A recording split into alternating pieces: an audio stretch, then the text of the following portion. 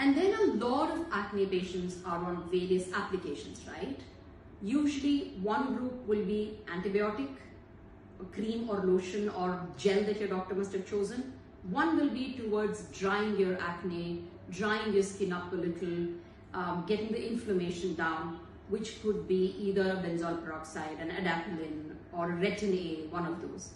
Then you could also have other ointments like Acnevar, the doctor has put you on, which is usually Dapsone if you look at the ingredient, which is also towards bringing your inflammation in the acne down. So usually these are the by and large 3 categories that she would have put you on. Of course, a moisturizer and a face wash would have been added. Now, the face wash, if it is too acidic, or the salicylic acid in it, or the glycolic, or probably a mandelic acid is the content of it, and if it's doing fine to your skin, simply continue for the next 1 week or 10 days till you can meet your doctor. But if your skin is turning too dry, too red, too inflamed, and it burns when you put your cream on, then it's time that you tone down this. Maybe if the doctor has asked you to use thrice a day, make it twice. If she's asked you to use twice a day, make it once. And the other time you could use any other face wash that rather hydrates your skin more. Now, what do you do with all the night creams which she must have given you, which could be antibiotic cream, like I said, benzoyl peroxide or a retin A? If the skin is doing fine, simply continue it till you meet her next.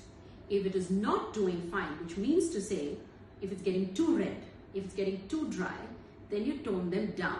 How do you tone a benzoyl peroxide or a retin A or an adapalene down? We do have another video which I have posted some time ago which says how do you titrate these.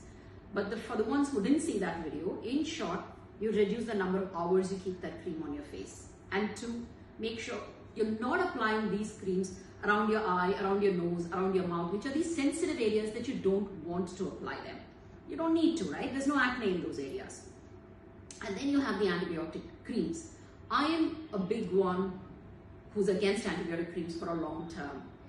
They cause resistance. They then never help you with your acne. So one, if it's being asked to apply for the entire region of where the acne is, if it's not for too long, then you keep continuing it. But if it has been quite some time, which means to say more than say 10 to 15 days, then it's better you kind of wean it off and start applying it only on the absolute red pustular acne that you have overnight. Maybe you can do that till you see her again instead of completely stopping that. And then, like I said, the retinoids and all of those which cause drying, you can modulate in terms of either applying less number of hours or applying them alternate days or applying them little in quantity of the cream that you have taken. And that can be again kept on for these 1 week or 10 days that you may not be able to reach a doctor.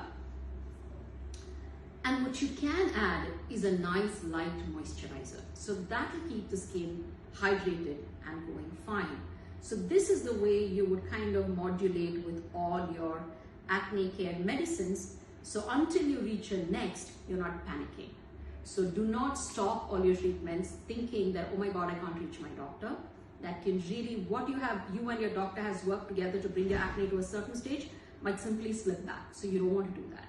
So keep that going and meet him in a day or in a week's time, which should be easy. Most of us are on phone calls, so that should be easy to get in touch as well. So take care until then, and a few more tips about what you could do at home to keep your acne at bay and keep it under control. I'm going to do that in the next video.